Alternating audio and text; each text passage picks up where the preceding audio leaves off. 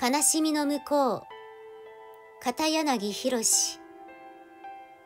6月19日、年を取る。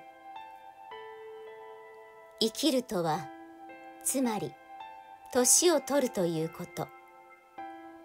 年を取るのを悲しむなら、それは自分が生きているのを悲しむのと同じ。しわも白髪も、これまで自分が精一杯生きてきた証だと思えば、それなりに愛しく、また誇らしく思うことができるでしょう。